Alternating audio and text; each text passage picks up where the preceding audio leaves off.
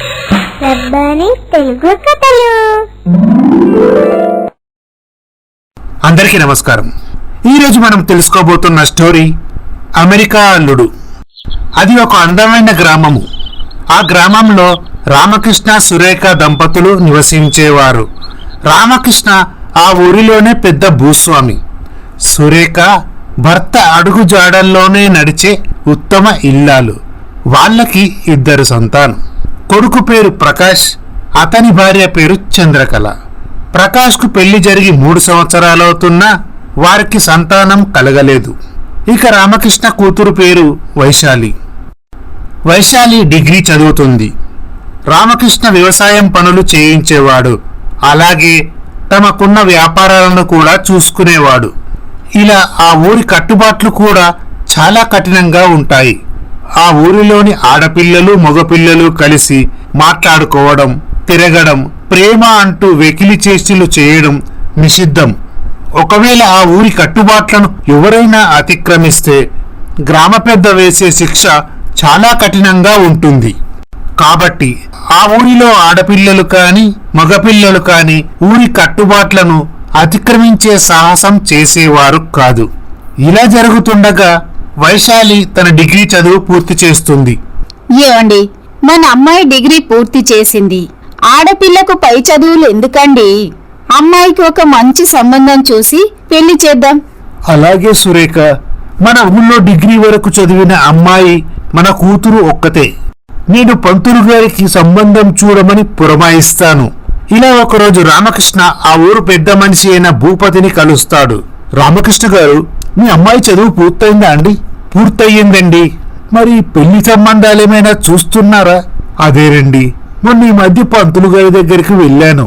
ఆయన ఏదో పని మీద పట్టణానికి వెళ్ళారంట. 2-3 రోజుల్లో వస్తానన్నాడు. ఆయన వచ్చాక మా అమ్మాయి ఫోటో వివరాలు ఇచ్చి ఒక మంచి సంబంధం చూడమని చెప్తాను.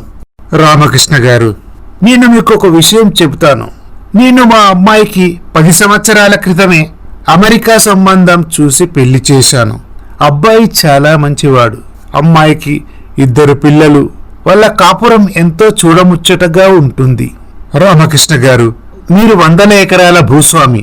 మీకు డబ్బుకు ఎలాంటి కొదువా లేదు. మీకున్నది ఒక్కగానొక్క కూతురు. కట్నం కాస్త ఎక్కువైనా మీ అమ్మాయికి అమెరికా సంబంధం చూసి పెళ్లి చేయండి.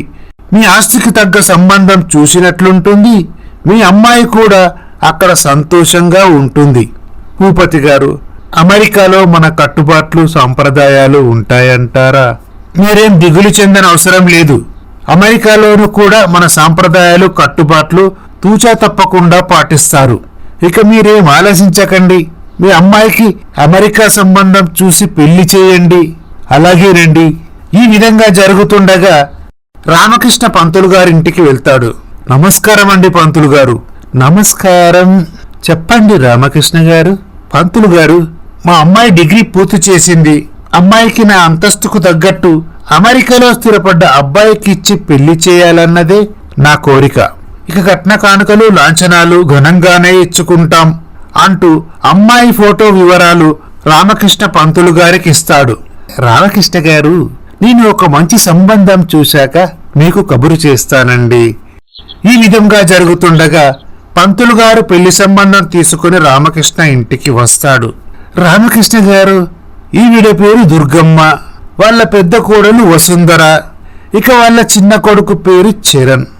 అన్నయ్య గారు, మా ఆయన చనిపోయి 10 సంవత్సరాలు అవుతుంది. పెద్ద కొడుకు అమెరికాలోనే వ్యాపారాలు చేస్తున్నాడు. మా పెద్దబ్బాయికి రావడానికి వీలు కాకపోవడంతో నా పెద్ద కోడలు వసుంధర మా చిన్నబ్బాయి చరణ్ను తీసుకొని వచ్చాను. చరణ్ అమెరికాలో పై చదువులు పూర్తి చేసి సాఫ్ట్వేర్ కంపెనీ నడిపిస్తున్నాడు. ఇదండి అన్నయ్య గారు, మా కుటుంబానికి సంబంధించిన పూర్తి సమాచారం. చూడమ్మా, మా అమ్మాయి డిగ్రీ వరకు చదువుకుంది. ఇంటి పనంతా చక్కగా చేస్తుంది. ఇంతకీ మా అమ్మాయి మీ అబ్బాయికి నచ్చిందా? అప్పుడు చరణ్ వైశాలిని చూసి ఇష్టపడతాడు. అమ్మా, నాకు అమ్మాయి నచ్చింది. ఇక మీరు మిగతా విషయాలు మాట్లాడండి. అన్నయ్య గారు, మా అబ్బాయి మీ అమ్మాయి ఒకరినొకరు ఇష్టపడ్డారు. ఇక కట్న కానుకల విషయాల గురించి కూడా ఒక మాట అనుకుంటే సరిపోతుంది. చూడమ్మా, నాకున్నది ఒక్కగానొక్క కూతురు. మా అమ్మాయికి 25 ఎకరాల పొలం, అలాగే కట్నం కింద 50 లక్షల రూపాయలు, మిగతా లాంఛనాలన్నీ ఇచ్చి ఘనంగా పెళ్లి జరిపిస్తాము. అన్నయ్య గారు, మీరు చెప్పిందంతా బాగానే ఉంది. కానీ పొలం అమ్మాయి పేరు మీద కాకుండా మా అబ్బాయి పేరు మీద రాస్తే బాగుండని నా అభిప్రాయం. అలాగే అమ్మా, నీ ఇష్ట ప్రకారమే చేద్దాం. మా బంధువులందరూ విదేశాల్లోనే ఉన్నారు కాబట్టి వాళ్ళు పెళ్లికి రావడం అంటూ జరగదు. అమ్మాయికి అబ్బాయికి పెళ్లి జరిగాక అమెరికా తీసుకెళ్లి రిసెప్షన్ ఏర్పాటు చేసి మా బంధువులందర్నీ పిలిచి వాళ్ళకి కోడల్ని పరిచయం చేస్తాను. అలాగే అమ్మా. పంతులు గారు అమ్మాయి అబ్బాయి జాతకాలు చూసి, అమ్మాయి అబ్బాయి జాతకంలో ఎటువంటి దోషము లేదండి, 2-3 రోజుల్లో ఎంగేజ్మెంట్ జరిపించవచ్చు. అలాగే వచ్చే నెల 10వ తారీఖున అనగా శుక్రవారం రోజున ఉదయం 10 గంటల 10 నిమిషాలకు దివ్యమైన ముహూర్తం ఉందండి. వైశాలి వసుంధరను తీసుకుని తన గదిలోకి వెళ్తుంది. వైశాలి, నువ్వు చాలా అదృష్టవంతురాలివి. అత్తయ్య గారు చాలా మంచిది. కొడుకులను ఒక మాట అంటుందేమో కాని కోడలను ఒక్క మాట కూడా అనదు. అత్తయ్య గారికి ఆడపిల్లలు లేకపోవడం వల్ల కోడళ్లను కూతురుగా చూసుకోవాలన్నదే ఆవిడ కోరిక. దేశం కాని దేశం వెళ్తున్నానని బాధపడకు. నీకు తోడుగా అత్తయ్య నేను లేను. నీకు ఎలాంటి ఇబ్బంది కలగకుండా నేను చూసుకుంటాను. ఓకేనా? సరే అక్కయ్య. నాన్నగారు, మీరు వైశాలి పెళ్లి గురించి తొందరపడుతున్నారేమో అని అనిపిస్తుంది. అదేంట్రా అలా మాట్లాడుతున్నావు? అది కాదు నాన్న, పంతులు గారు అమెరికా సంబంధం తీసుకొచ్చారు కదా, వాళ్ళ గురించి మీరు ఎంక్వైరీ చేస్తే బాగుండని నా అభిప్రాయం. ఎందుకంటే వాళ్ళు పెళ్ళవకముందే పొలం వాళ్ళ అబ్బాయి పేరు మీద రిజిస్ట్రేషన్ చేయమంటున్నారు. అందుకే నాకు అనుమానం అనిపిస్తుంది నాన్న. ఈ రోజుల్లో అమెరికా సంబంధం అంటూ మోసం చేశారంటూ పత్రికల్లో ఎన్నో న్యూస్ మనం చూస్తూ ఉంటాము. అయినా వాళ్ళని చూస్తే అలా అనిపించటం లేదురా. వాళ్ళు చాలా మంచి వాళ్ళలా ఉన్నారు. అది కాదండి, మన అమ్మాయికి ఇక్కడే ఒక మంచి సాఫ్ట్వేర్ ఉద్యోగస్తుని చూసి పెళ్లి చేస్తే అది మన కళ్ళ ముందు ఉంటుంది. దానికి ఎటువంటి కష్టం వచ్చినా మనం అందుబాటులో ఉంటాము. దేశం కాని దేశంలో అమ్మాయి ఎలా ఉంటుందోనని నా భయం. ఏ తండ్రైనా తన కూతురు జీవితం తాను ఊహించిన దానికంటే గొప్పగా ఉండాలనే ఆలోచిస్తాడు. సురేఖ, మీరేమీ దిగులు పడవద్దు. అమెరికాలో మన అమ్మాయి ఎంతో సంతోషంగా కాపురం చేస్తుంది. మీరు అనవసరమైన ఆలోచనలు మానుకోండి. ఆ భగవంతుని దయ వల్ల మీరు చెప్పినట్లే జరిగితే మనకంటే సంతోషించేవాళ్ళు ఎవరూ ఉండరు. ఈ విధముగా జరుగుతుండగా వైశాలి చరణ్ల నిశ్చితార్థం జరుగుతుంది. అనుకున్న మాట ప్రకారం రామకృష్ణ 25 ఎకరాల పొలం తన అల్లుడు చరణ్ పేరు మీద రాసి ఇస్తాడు. ఇలా ఒకరోజు చరణ్ వైశాలితో మాట్లాడేందుకు వాళ్ళ ఇంటికి వస్తాడు. రెండల్లుడు గారు రండి. అంతా కులాసాయేనా? ఇంతకీ మీ అమ్మగారు రాలేదా? రాలేదండి, వైశాలితో మాట్లాడదామని వచ్చాను. అప్పుడు అక్కడికి వైశాలి వస్తుంది. వైశాలి, అల్లుడు గారిని గార్డెన్ లోకి తీసుకెళ్ళు. అప్పుడు వైశాలి చరణ్ ని గార్డెన్ లోకి తీసుకొని వెళ్తుంది. ఏంటి వైశాలి, ఏం ఆలోచిస్తున్నావు? నా గురించేనా? ఇంతకీ నేను మంచోడినా కాదా? పెళ్ళయ్యాక నా జీవితం ఎలా ఉంటుందో? ఆడపిల్ల పుట్టింట్లో ఎలా పెరిగినా పెళ్లి చేసుకొని అత్తవారింట్లో అడుగుపెట్టిన తర్వాత తన జీవితం గురించి ఎన్నో కలలు కంటుంది. తనని అర్థం చేసుకుని ప్రేమగా చూసుకుని భర్త ఉండాలని, తానేదైనా తెలియక తప్పు చేస్తే తల్లిదండ్రుల్లా మందలించే అత్తమామలు ఉండాలని కోరుకుంటుంది. చూడు వైశాలి, నీ ఊరిలో లాగా అక్కడ పద్ధతులేమీ ఉండవు. నీ ఇష్టం వచ్చినట్లు ఉండొచ్చు. నీకు ఇష్టం వచ్చిన డ్రెస్సులు వేసుకోవచ్చు. నేనొక విషయం చెప్తాను. నిన్ను ఆకాశంలో నడిపిస్తాను, నేల మీద నడిపిస్తాను అని చెప్పను. కాని కంటి వెంట నీళ్లు రాకుండా చూసుకుంటాను. నన్ను నమ్ము. ఇలా వాళ్ళు కాసేపు మాట్లాడుకున్న తరువాత చరణ్ అక్కడి నుండి వెళ్తాడు. వైశాలి ఇంట్లోకి వెళ్తుంది. అదేంటి వైశాలి, అన్నయ్య గారిని లోపలికి రమ్మనలేదా? వదిన, అతనికేదో పని ఉందని వెళ్ళిపోయాడు. అతను చాలా మంచివాడిలా ఉన్నాడు. నువ్వేమీ బాధపడకు. పెళ్లి తర్వాత నీకు ఎటువంటి కష్టమూ రాకుండా చూసుకునే బాధ్యత నాది. ఈ పల్లెటూరులో లాగా అక్కడ ఆంక్షలు ఏమీ ఉండవు అని నాకు ఎంతో మనోధైర్యాన్నిచ్చేలా మాట్లాడాడు. వైశాలి, మీ అత్తగారు అన్నయ్య గారు చూస్తుంటే చాలా మంచి వాళ్ళలా ఉన్నారు. వాళ్ళు చెప్పినట్లు నడుచుకో. నువ్వు నీకు నచ్చిన బట్టలు వేసుకోవచ్చు. చీటికి నాటికి ఇక్కడికి వస్తానని వాళ్ళను ఇబ్బంది పెట్టకు. అలాగే వదినా. ఈ విధముగా జరుగుతుండగా వైశాలి చరణ్ల పెళ్లి జరుగుతుంది. ఆ ఊరు సాంప్రదాయం ప్రకారం పెళ్లిలో ఎటువంటి ఫోటోలు గాని వీడియో కానీ తీయకూడదు. మరునాడు ఉదయం, వదిన గారు, మా ఆచారం అమ్మాయి అబ్బాయి పెళ్లి చేసుకున్న తరువాత వ్రతం చేసుకున్నాకే ఒక్కటవ్వాలి. అంతవరకు భార్యాభర్తలు విడిగానే ఉండాలి. అమెరికా వెళ్ళాక వ్రతం పూర్తి చేసిన తరువాత వాళ్లకు మిగతా కార్యక్రమాలు ఏర్పాటు చేస్తాను. సరే అమ్మా, మీ ఆచారం ప్రకారమే జరగనిద్దాం. వాళ్ళిద్దరూ కలకాలం పిల్లాపాపలతో సంతోషంగా ఉండటమే మనకు కావాలి కదా. ఒకరోజు చరణ్ వైశాలిని తీసుకొని పార్కుకు వెళ్తాడు. వైశాలితో కాసేపు మాట్లాడాక, వైశాలి, ఐస్ క్రీం తిందామా? సరే అండి. చరణ్ తన మొబైల్ టేబుల్ పై పెట్టేసి ఐస్ క్రీం తీసుకురావడానికి వెళ్తాడు. అప్పుడు చరణ్ మొబైల్కి ఫోన్ వస్తుంది. వైశాలి తరచూ ఆ ఫోన్ నంబర్ నుండి ఫోన్ రావడం గమనించేది. ఈలోగా చరణ్ ఐస్ క్రీం తీసుకొని వస్తాడు. ఏమండి, మీకు ఫోన్ వచ్చింది? ఓ అలాగా అంటూ చరణ్ మొబైల్ తీసుకొని పక్కకు వెళ్లి మాట్లాడి వస్తాడు. ఎవరండి ఫోన్లో? అది వైశాలి, మా ఫ్రెండ్స్. అన్నయ్య గారు, మేము అమెరికా వెళ్లే సమయం ఆసన్నమైంది. మాకు ఇస్తానన్న నగలు క్యాషు ఇస్తే క్యాష్ను డాలర్లుగా మార్చుకొని అమ్మాయి పేరు మీద అక్కడే షేర్లు కొంటాము. అప్పుడు రామకృష్ణ వారికి నగలు, డబ్బులు, మిగతా సామాన్లన్నీ ఇస్తాడు. దుర్గమ్మ నగలు, సామాన్లు, డబ్బులు తీసుకుని ముందు కారులో వెళ్తుంది. అదేంటండి, అత్తయ్య గారితో నగలు, డబ్బు, సామాన్లు పంపిస్తున్నారు? వాటిని ఆవిడ జాగ్రత్తగా తీసుకెళ్తుందా? వైశాలి, మా అమ్మ సామాన్లు కార్గోలో వేసి డబ్బులు అమెరికా డాలర్లుగా మార్చి ఎయిర్పోర్ట్కు వస్తుంది. మనం అమెరికా వెళ్లేసరికి సామాన్లన్నీ అక్కడ ఉంటాయి. ఇలా మరో కారులో వైశాలి, చరణ్ వాళ్ళ వదిన వసుంధర కలిసి వెళ్తారు. చరణ్, వసుంధర, దుర్గమ్మ ఎయిర్పోర్ట్ రాగానే మాస్కులు ధరిస్తారు. వైశాలి, నువ్వు ఇక్కడే కూర్చో, మేము వీసా టికెట్లు కన్ఫర్మ్ చేసుకొని స్టాంపింగ్ చేసుకొని వస్తాము అని చెప్పి వసుంధర, చరణ్ అక్కడి నుండి వెళ్తారు. ఇక దుర్గమ్మ, వైశాలి, నువ్వు ఇక్కడే ఉండమ్మా, నేను వాష్రూమ్కి వెళ్ళొస్తాను అని చెప్పి అక్కడి నుండి వెళ్తుంది. అలా వెళ్లిన వారు గంటసేపైనా తిరిగి రాకపోవడంతో వైశాలి కంగారు పడుతుంది. తనకు ఎటు వెళ్లాలో తెలియదు, ఎవరిని అడగాలో కూడా తెలియదు. చాలాసేపటి నుంచి వైశాలిని గమనిస్తున్న ఒక పోలీస్ ఆఫీసర్ ఆమె దగ్గరికి వస్తాడు. చూడమ్మా, నేను చాలాసేపటి నుంచి గమనిస్తున్నాను. ఎవరు నువ్వు? నీ పాస్పోర్ట్, ఫ్లైట్ టికెట్ చూపించు. సార్, మాది మహబూబ్ నగర్ జిల్లాలోని ఒక గ్రామం. మా నాన్నగారు పెద్ద భూస్వామి. నాకు అమెరికా అబ్బాయినిచ్చి పెళ్లి చేశారు. మా ఆయన నన్ను అమెరికా తీసుకెళ్తానని తన తల్లి వదినలతో నన్ను తీసుకొని వచ్చారు. ఇప్పుడే పాస్పోర్ట్ చెకింగ్ అంటూ చెప్పి వెళ్లారు. ఇక మా అత్తయ్య గారు వాష్రూమ్కు వెళ్ళొస్తానని వెళ్లారు. ఇంతవరకు వాళ్ళు ఎవరూ తిరిగి రాలేదు. ఇంతకీ వాళ్ళ పేర్లేంటమ్మా?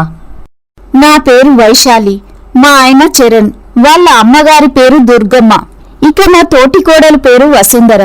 చూడమ్మా, నువ్వు ఇక్కడే ఉండు, నేను వెళ్లి ఎంక్వైరీలో వాళ్ళ గురించి తెలుసుకొని వస్తాను అని చెప్పి పోలీస్ ఆఫీసర్ అక్కడ నుండి వెళ్తాడు. ఇలా పోలీస్ ఆఫీసర్ కాసేపటి తర్వాత వస్తాడు. చూడమ్మా, మీరు చెప్పిన పేర్ల మీద అమెరికాకి ఫ్లైట్ టికెట్లు బుక్ చేయలేదు. అసలు ఈ సమయానికి అమెరికా ఫ్లైటే లేదు. రాత్రి 11 గంటలకు అమెరికా ఫ్లైట్ ఉన్నది. వాళ్ళెవరో మీ కుటుంబాన్ని మోసం చేశారు. అప్పుడు వైశాలి షాక్ అవుతుంది. మమ్మల్ని ఇంతలా నమ్మించి తడిగుడ్డతో గొంతు కోశారు. ఎంతో మంచి వాళ్ళుగా నటిస్తూ నా జీవితం ఇలా నవ్వుల పాలు చేశారు. ఇప్పుడు ఏ మొహం పెట్టుకొని నేను మా ఊరికి వెళ్ళగలను? ఒకవేళ వెళ్ళినా ఊరి పెద్దలు వేసే శిక్షకు బతికున్న శవంలా బతకాలి. భగవంతుడా, నీకేం అన్యాయం చేశాను? నా జీవితాన్ని ఇలా చేశావు అంటూ కన్నీళ్లు పెట్టుకుంటుంది. వైశాలిని చూసిన పోలీస్ ఆఫీసర్, చూడమ్మా, ఏడవకండి. అయినా ఈ రోజుల్లో అంత గుడ్డిగా అమెరికా సంబంధం అంటే ఇలా నమ్మారమ్మా? ఈ మధ్య ఇలాంటి కేసులు చాలా ఎక్కువైపోయాయి. జరిగిందేదో జరిగిపోయింది, దాని గురించి బాధపడి ఏం లాభం? మీ ఊరు ఎక్కడో చెప్పండి, మేము నిన్ను అక్కడికి తీసుకెళ్తాము. పోలీసులు వైశాలిని తీసుకొని వైశాలి ఇంటికి వెళ్తారు. వైశాలిని చూసిన రామకృష్ణ, సురేఖ, ప్రకాష్, చంద్రకళ ఒక్కసారి షాక్ అవుతారు. చూడండి, మీరు చూస్తే పెద్ద మనిషిలా ఉన్నారు. అమెరికా సంబంధం అనగానే అబ్బాయి గురించి ఎటువంటి ఎంక్వైరీ చేయకుండా అమ్మాయినిచ్చి పెళ్లి చేస్తారా? ఇంతకీ కట్న కానుకలు ఎంత ఇచ్చారు? సార్, 25 ఎకరాల పొలం, 50 లక్షల క్యాషు, 7 వారాల నగలు ఇచ్చామండి. ఇంకేముంది? ఆ పొలం వాడెప్పుడో అమ్మేసి ఉంటాడు. డబ్బులు నగలు తీసుకొని ఎక్కడికో చెక్కేసి ఉంటాడు. మీరు వెంటనే మీ ఏరియా పోలీస్ స్టేషన్లో కంప్లైంట్ ఇవ్వండి. వస్తానమ్మా. పోలీస్ ఆఫీసర్ అక్కడి నుండి వెళ్తాడు. రామకృష్ణ ఇంటికి పోలీసులు రావడంతో ఆ నోట ఈ నోట ఊరంతా తెలవడంతో ఆ ఊరి జనం రామకృష్ణ ఇంటికి ముందుకు వస్తారు. వారిలో ఒక ఆవిడ ఇలా అంటుంది. అక్క, అమెరికా సంబంధం అంటూ తెగ మురిసిపోయారు. ఇప్పుడు ఏమైంది? వాడు వీళ్లకు పెద్ద టోపీ పెట్టి వెళ్ళిపోయాడు. అయినా అక్క, ఇక్కడ అబ్బాయిలు కరువా? ఇప్పుడు చూడు ఏం జరిగింది. కూతురు జీవితం నాశనం అయిపోయింది. ఆ రోజు రాత్రి ప్రకాష్, చంద్రకళ వైశాలి గదికి వెళ్తారు. వైశాలి ఏడుస్తూ ఉంటుంది. వైశాలి, బాధపడకమ్మా. అయినా నేను నాన్నగారిని ముందే హెచ్చరించాను. వారి గురించి పూర్తిగా ఎంక్వైరీ చేసిన తర్వాతే పెళ్లి జరిపిద్దామని. కానీ నాన్నగారు నా మాట అస్సలు వినలేదమ్మా. అవునమ్మా, అన్నయ్య మీ నాన్నగారికి ఎంత నచ్చ చెప్పినా మీ నాన్నగారు మీ అన్నయ్య మాట అస్సలు వినలేదు. వైశాలి, నువ్వేమీ బాధపడకమ్మా. నీకు అండగా నేను, మీ అన్నయ్య ఉన్నాము. నీకు ఎటువంటి కష్టము రాకుండా కాపాడుతాము. ఎక్కువగా ఆలోచించి నీ మనసు పాడు చేసుకోకు అని ఓదార్చి ప్రకాష్, చంద్రకళ అక్కడ నుండి వెళ్తారు. మరునాడు ఉదయం, వైశాలి, నా పరువు గంగలో కలిపేశావు. అమెరికా సంబంధం తీసుకొచ్చి లక్షల కట్నం ఇచ్చి పెళ్లి జరిపిస్తే ఇలా జరిగిందేంటి? అయినా నువ్వు ఒక నష్టజాతకురాలివి. అందుకే నీ జీవితం ఇలా ఏడ్చింది. ఇంకేముంది? ఈ ఊరు కట్టుబాటు ప్రకారం పంచాయతీ పెట్టాల్సిందే. పంచాయతీ పెద్ద ఏ శిక్ష వేస్తే ఆ శిక్ష అనుభవించాల్సిందే. నాన్నగారు, ఇందులో చెల్లి తప్పు ఏముందండి? నువ్వు చెల్లిని ఎందుకు అలా తిడుతున్నావు? నార్మై, ఏంట్రా గొంతులేస్తోంది? ఈ ఊర్లో ఏ ఆడపిల్లకైనా ఇటువంటి అవమానం జరిగిందా? అందరూ ఎంచక్కా పెళ్లిళ్లు చేసుకుని కాపురాలు చేస్తున్నారు. అది కాదు మామయ్య గారు, నేను చెప్పేది కాస్త వినండి. చూడమ్మా, నువ్వు ఈ ఇంటి కోడలివి. ఈ ఇంటికంటూ కొన్ని కట్టుబాట్లున్నాయి. నువ్వు మీ మామయ్య గారిని ఎదిరించి మాట్లాడే అంత పెద్దదానివైపోయావా? పెళ్ళై 3 సంవత్సరాలవుతుంది. ఇంకా నీకు సంతానం కలగలేదు. నేను తలుచుకుంటే మా అబ్బాయితో నీకు విడాకులు ఇప్పించి మా అబ్బాయికి మరో పెళ్లి చేయగలను. అప్పుడు చంద్రకళ ఏమీ మాట్లాడకుండా మౌనంగా ఉంటుంది.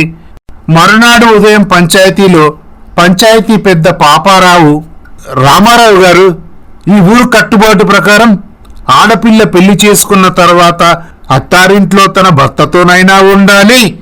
లేదా ఒకవేళ మొగుడు వదిలేసి వెళ్ళినా, మొగుడు చనిపోయినా ఆ అమ్మాయిని నష్టజాతకురాలుగా భావిస్తూ సమాజంలో అందరితో కలవకుండా చీకటి గదిలో బంధించాలి. ఆవిడతో ఎవరూ మాట్లాడకూడదు. ఇప్పుడు ఇదే శిక్ష మీ కూతురికి విధిస్తున్నాను. అప్పుడు రామకృష్ణ, సురేఖ ఏమీ మాట్లాడకుండా మౌనంగా ఉంటారు. అయ్యా, మీకు దండం పెడతాను. మా ఆడపడుచు జీవితం నాశనం చెయ్యకండి. అసలు ఇలాంటి కట్టుబాట్లు ఏ ఊర్లోనైనా ఉంటాయా? ముక్కుపచ్చలారని ఆడపిల్లను తీసుకెళ్లి జీవితాంతం చీకటి గదిలో ఉండమనటం సరికాదు. ఏమండి, మా చెల్లెలకి అంత పెద్ద శిక్ష వేయకండి. దాన్ని వదిలేయండి. ఈ ఊర్లో నుంచి వెళ్ళిపోయి ఎక్కడికైనా వెళ్ళి బ్రతుకుతుంది. చూడు బాబు, నీకు ఈ ఊరు కట్టుబాట్ల గురించి తెలుసు. అయినా నువ్వు ఇలా మాట్లాడటం సరికాదు. అయ్యా పంచాయతీ పెద్దగారు, మీరు వేసిన శిక్ష అనుభవించడానికి నాకు ఎటువంటి అభ్యంతరమూ లేదు. కాకపోతే నేను మీతో కొంచెం మాట్లాడాలి. అవకాశం కల్పించాల్సిందిగా కోరుకుంటున్నాను. సరే అమ్మా, మాట్లాడు. అయ్యా, సంబంధం చూసింది మా నాన్నగారు. వాళ్ళను నాకు పరిచయం చేయించింది మా నాన్నగారు. ఇక నుంచి నీ జీవితం ఈ అబ్బాయితోటే అని చెప్పింది మా నాన్నగారే. వారి మాట ప్రకారమే పెళ్లి చేసుకున్నాను. తీరా పెళ్ళైపోయాక చూస్తే అతనొక పెద్ద మోసగాడు. నన్ను ఎయిర్పోర్ట్లోనే వదిలేసి వెళ్ళిపోయాడు. ఇందులో నేను చేసిన తప్పేముందండి? నేనేమైనా ఆ అబ్బాయిని ప్రేమించి ఇష్టపడి పెళ్లి చేసుకున్నానా? సంబంధం చూసింది మా నాన్నగారే, పెళ్లి చేసింది మా నాన్నగారే. ఇందులో నా తప్పేముందండి? నేను ఎందుకు శిక్ష అనుభవించాలి?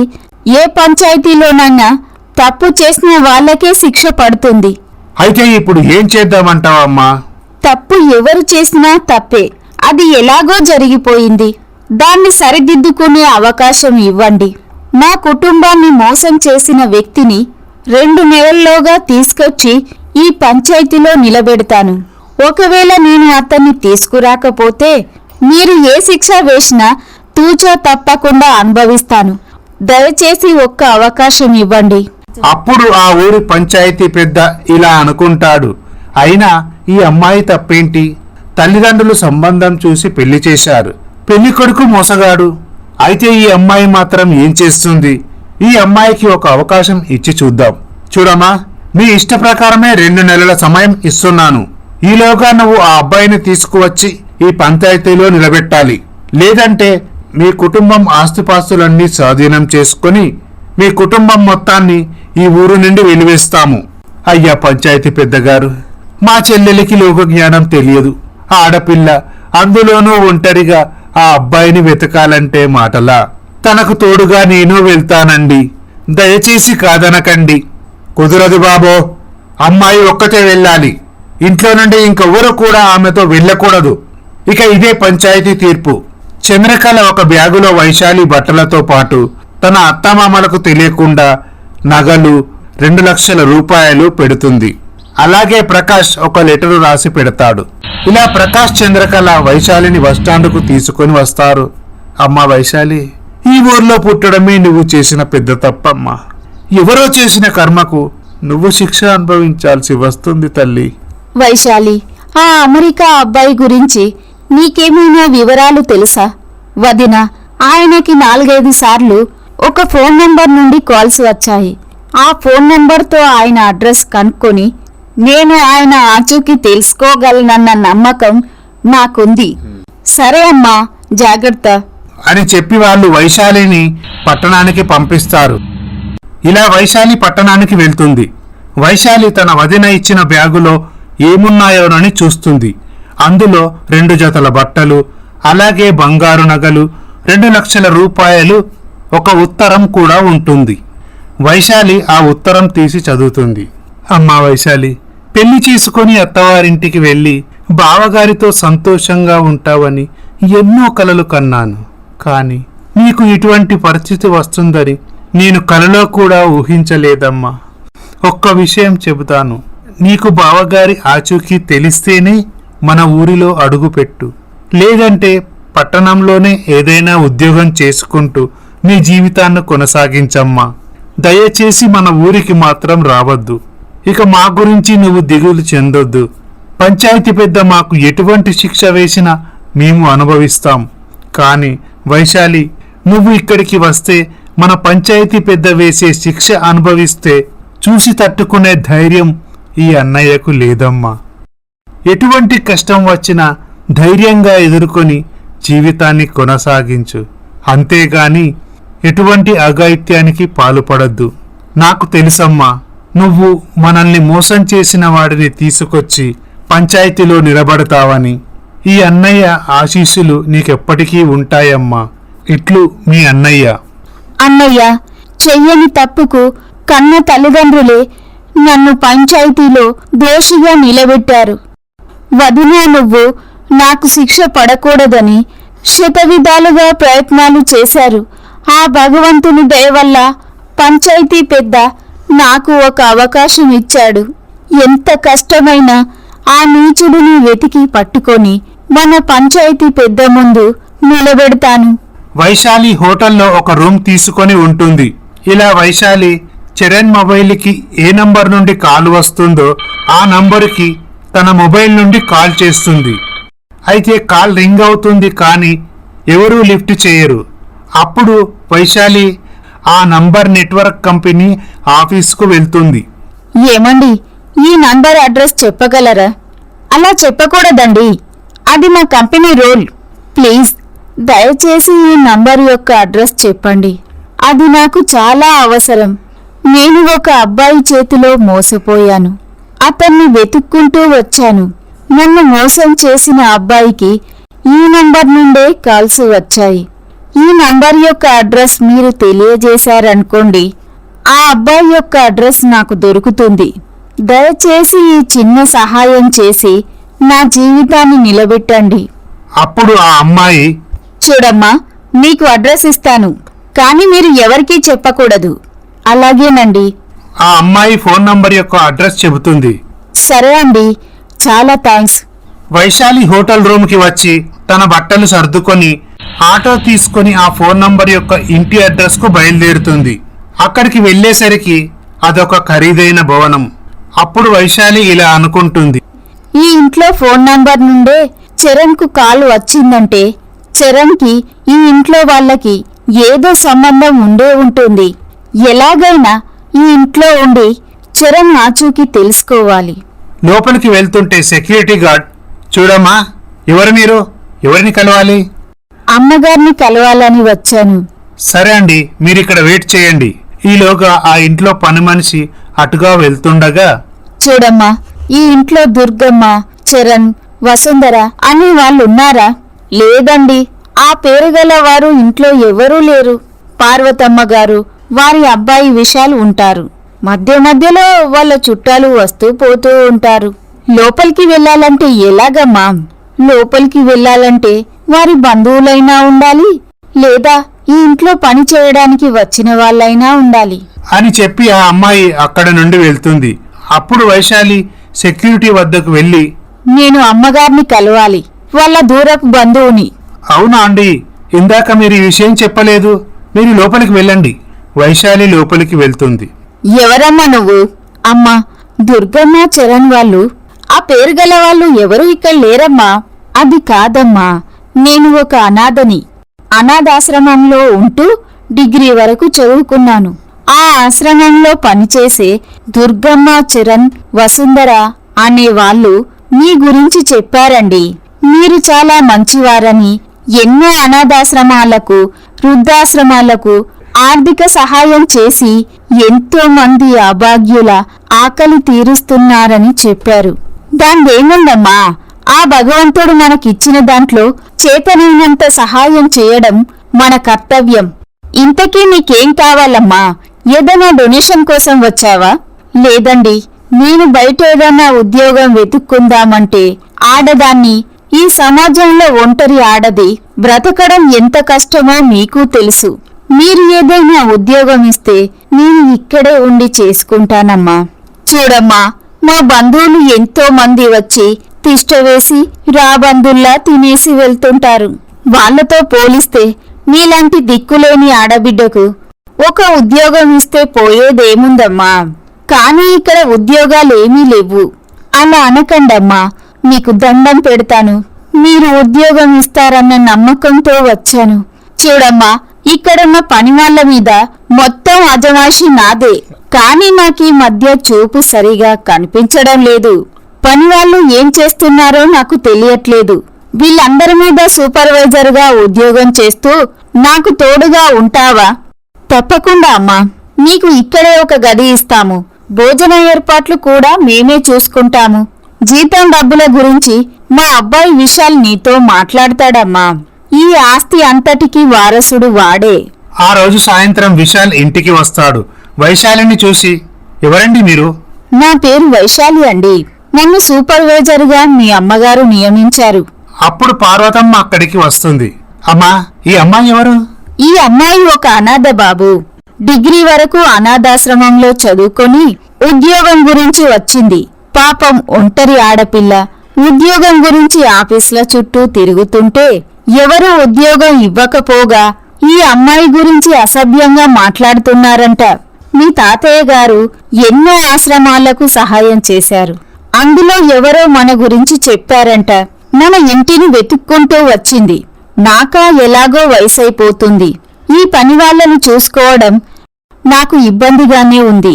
నువ్వెలాగో అంటున్నావు కదరా, సమయానికి మాత్రలు వేసుకోవడం లేదని ఈ అమ్మాయి నాకు తోడుగా ఉంటుంది, సమయానికి నాకు భోజనం పెట్టి మందులిస్తుంది, అలాగే పనివాళ్లతో సక్రమంగా పని చేయిస్తుంది. సరే అమ్మా. వైశాలి, నీకు నెల జీతం 20,000 రూపాయలు. చాలా థ్యాంక్స్ అండి. చూడండి, మీరు మా అమ్మగారిని జాగ్రత్తగా చూసుకోండి. అమ్మా, నేను ఆఫీస్కి వెళ్ళొస్తాను.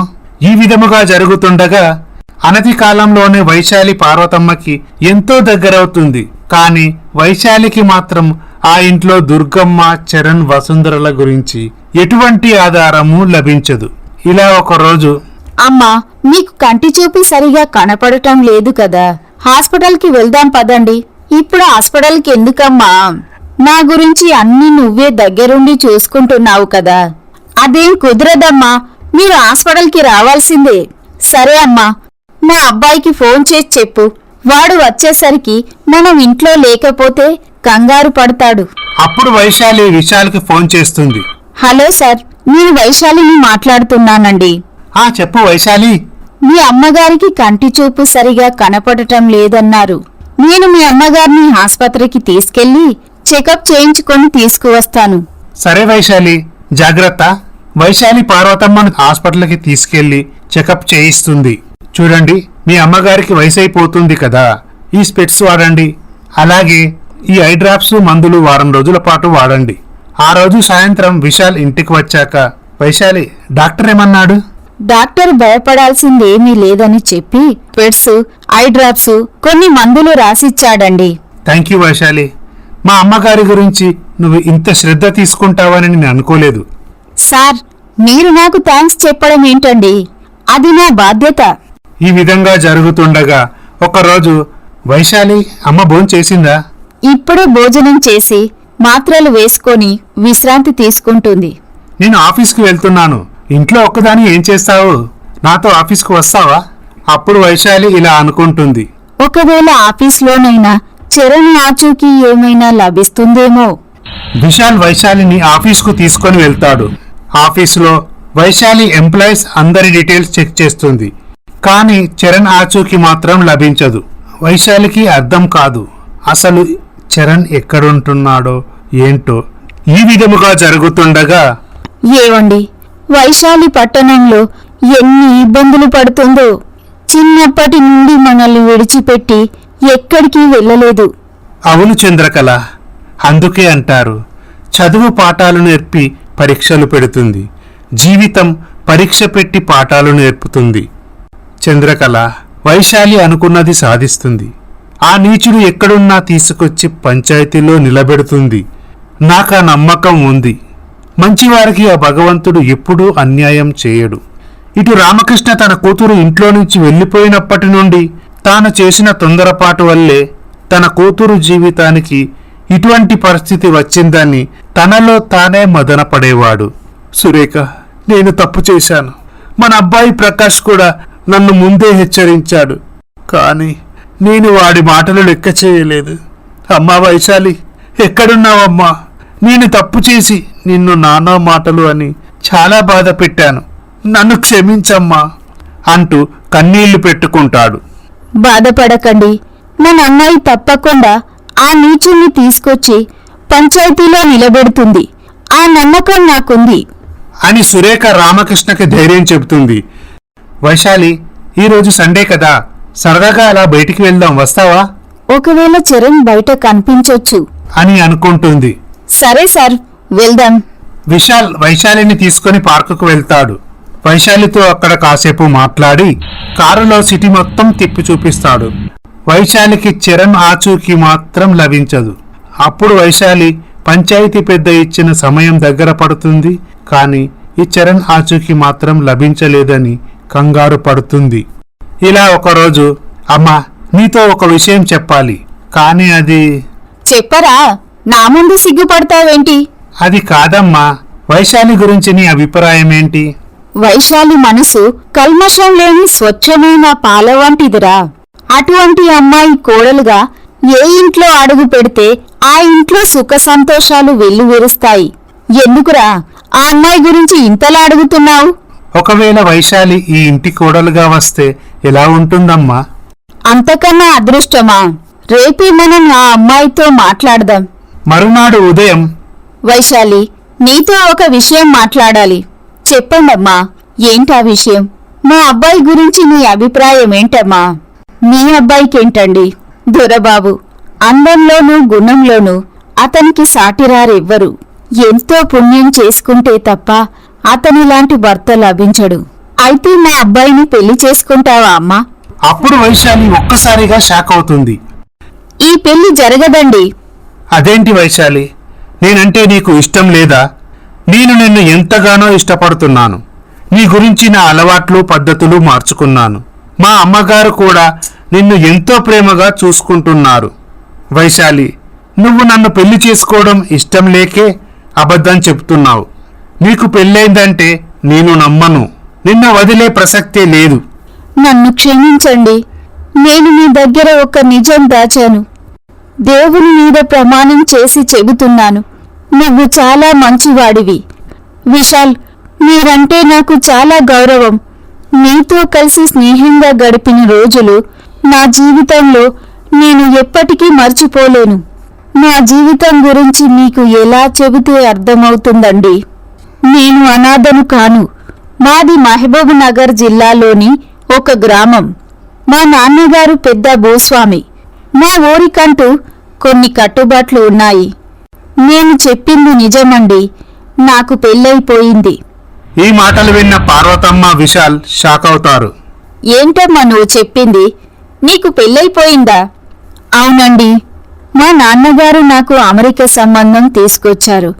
పెళ్లిలో కట్నం కింద 25 ఎకరాల పొలం, 50 లక్షల క్యాషు, నగలు, లాంఛనాలు ఇచ్చి ఘనంగా పెళ్లి జరిపించారు. పెళ్లి జరిగాక నేను, మా అత్తగారు, తోటికోడలు, మా ఆయన కలిసి అమెరికా వెళ్దామని నన్ను ఎయిర్పోర్టుకు తీసుకువచ్చారు. నన్ను ఎయిర్పోర్ట్లోనే కూర్చోబెట్టి వాళ్ళు ఇప్పుడే వస్తామని చెప్పి వెళ్ళిపోయారు. నేను చాలాసేపటి వరకు వాళ్ళ గురించి ఎదురు చూశాను.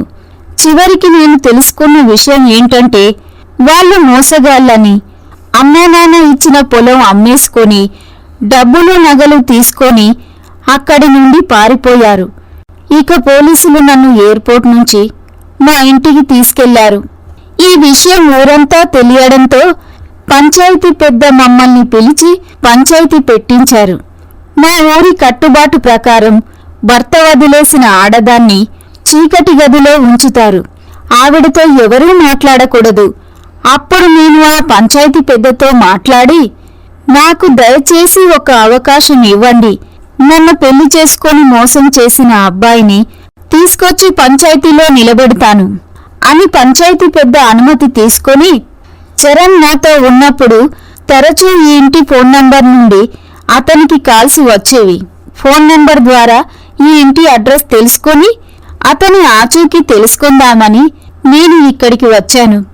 మీ అమ్మగారు నాపై ఎంతో జాలి చూపించి నాకు ఉద్యోగాన్నిచ్చి ఇక్కడ ఉండటానికి అవకాశం కల్పించారు.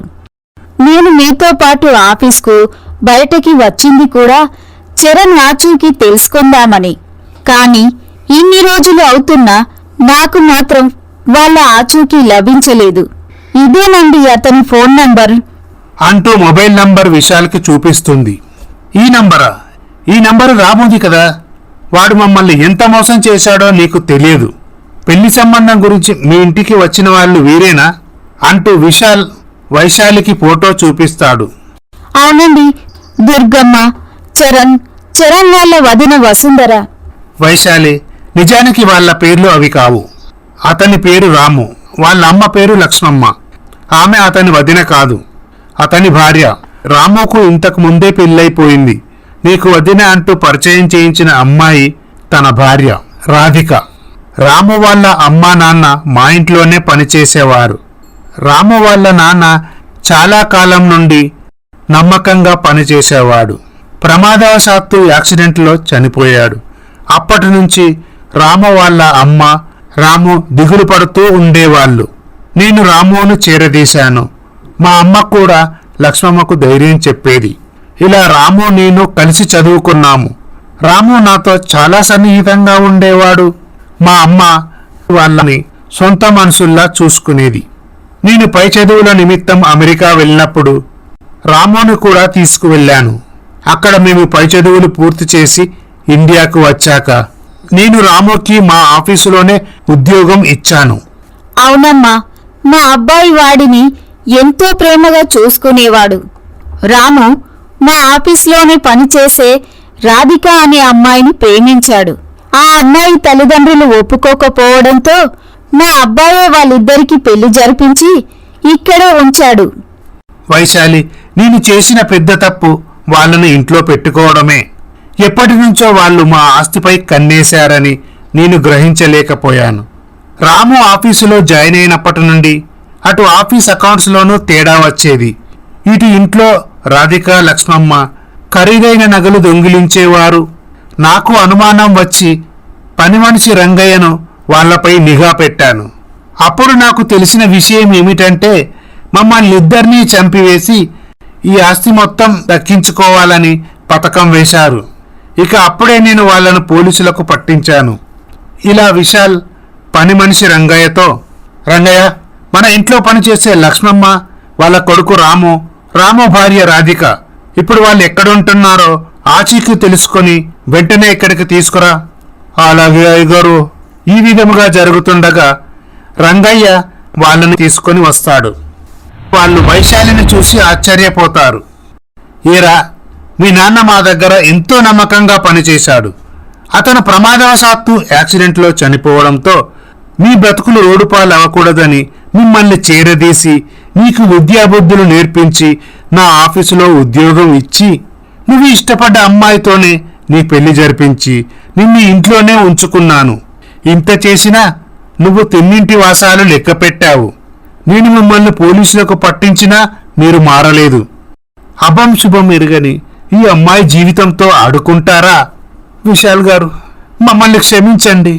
మీరు మమ్మల్ని పోలీసులకు పట్టించడంతో మేము చేసిన మోసం గురించి సిటీలో అందరికీ తెలిసిపోయింది. మేము ఉద్యోగం కోసం ఎక్కడికి వెళ్ళినా మాకు ఎవ్వరూ ఉద్యోగం ఇవ్వలేదు. ఇక చేసేది ఏమీ లేక ఎలాగో నేను మీతో కలిసి అమెరికాలో చదువుకున్నాను కదా.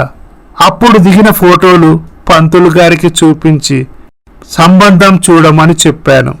వైశాలి వాళ్ళ నాన్న మమ్మల్ని నమ్మి 25 ఎకరాల పొలం, 50 లక్షల క్యాషు, నగలు ఇచ్చి తన కూతురితో నాకు పెళ్లి జరిపించాడు.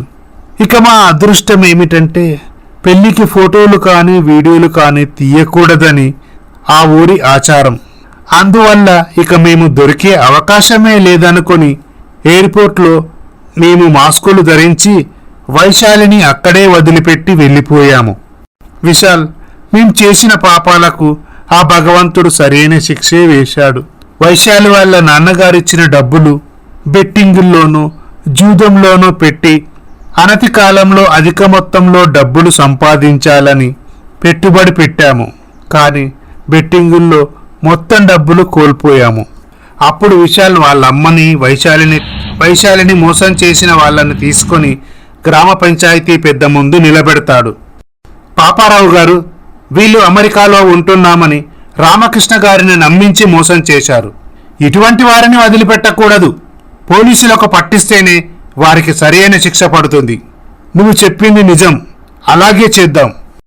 అప్పుడు విశాల్ పోలీస్ ఆఫీసర్కి ఫోన్ చేసి జరిగిన విషయమంతా వివరిస్తాడు. సరే అండి, ఇప్పుడే నేను బయలుదేరుతున్నాను. పోలీస్ ఆఫీసర్ ఆ గ్రామ పంచాయతీకి బయలుదేరుతాడు. చూడండి రామకృష్ణ గారు, మీ అమ్మాయికి జరిగిన అన్యాయం గురించి నేను ఆ రోజే చెప్పాను. మీరు పోలీస్ స్టేషన్లో కంప్లైంట్ ఇవ్వండి అని. కానీ మీరు నా మాట లెక్క చేయక పంచాయతీ పెట్టించారు. వైశాలి ధైర్యంగా పంచాయతీ పెద్దను ఒప్పించి తాను ఎవరి వల్ల మోసపోయిందో వాళ్ళను వెతికి తీసుకువచ్చింది. వైశాలి, మీ ధైర్యం తెలివితేటలే నిన్ను కాపాడాయి. అయినా పాపారావు గారు, మీరు పెద్దవారు, అనుభవజ్ఞులు. ఇలాంటి మోసాలు జరిగినప్పుడు ప్రజలకు అండగా ఉండేందుకే పోలీసులు, కోర్టులు ఉన్నాయని వాటిని ఆశ్రయించి మోసపోయిన వారికి తగు న్యాయం జరిగేలా చూడాలి. అంతేగాని మూఢనమ్మకాలు, కట్టుబాట్లతో ఆడపిల్లల జీవితాలను నాశనం చేయవద్దు. క్షమించండి ఆఫీసర్ గారు, ఇక నుండి ఈ ఊర్లో ఇటువంటి పొరపాట్లు జరగకుండా నేను చూసుకుంటాను. విశాల్ గారు, మీరు బాధ్యత గల పౌరుడిగా ఈ అమ్మాయికి అండగా ఉండి అమ్మాయి జీవితాన్ని కాపాడినందుకు మిమ్మల్ని అభినందిస్తున్నాను. అమ్మగారు, మమ్మల్ని క్షమించండి. మీరు మీ అబ్బాయి మమ్మల్ని తోబుట్టులా ఆదరించారు. గవర్నమెంట్ స్కూల్లో కూడా చదివే స్తోమత లేని మా అబ్బాయికి మీ అబ్బాయి తనతో పాటు అమెరికా తీసుకెళ్లి ఉన్నత చదువులు చదివించాడు. అంతేకాకుండా మీ ఆఫీస్లో ఉద్యోగం కూడా ఇచ్చి తను ప్రేమించిన అమ్మాయితో పెళ్లి జరిపించి మాకు మీ ఇంట్లోనే ఆశ్రయాన్ని ఇచ్చారు. ఈ రోజుల్లో అయిన వాళ్లే ఆదరించడం లేదు. మీ ఇంట్లో పనిచేసే మమ్మల్ని మీరు ఎంతగానో ఆదరించారు. కాని మేము ఆస్తి కోసం మిమ్మల్నే చంపాలనుకున్నాము. మేము చేసిన తప్పులకు ప్రాయచిత్తం లేదు. పోలీస్ ఆఫీసర్ లక్ష్మమ్మ రాము భార్య రాధికను అరెస్టు చేసి పోలీస్ స్టేషన్కి తీసుకెళ్తాడు. చూడండి రామకృష్ణ గారు, ఒకప్పుడు ఆడపిల్ల పెళ్లి చేయాలంటే అటు 7 తరాలు ఇటు 7 తరాలు చూసి సంబంధం కలుపుకునేవారు. మీ అమ్మాయి కాపురం బాగుండాలని మీరు గొప్పగా ఆలోచించి అమెరికా సంబంధం చూసి పెళ్లి చేశారు. కానీ మీరు వాళ్ళ గురించి తెలుసుకోకుండానే తొందరపడి పెళ్లి చేశారు. ఇంట్లో నుంచి కాలేజీకి వెళ్ళిన ఆడపిల్ల కాస్త ఆలస్యంగా వస్తేనే ఇంటిల్లిపాతి కంగారు పడతారు. అటువంటిది జీవితాంతం మీ అమ్మాయిని పెళ్లి చేసి ఒకరి ఇంటికి పంపించాలంటే మీరు ఆ అబ్బాయి గుణగణాలు, వాళ్ళ అమ్మానాన్నల గురించి పూర్తి వివరాలు తెలుసుకున్నాకే నిర్ణయం తీసుకోవాల్సింది. నేను చేసింది తప్పే బాబు.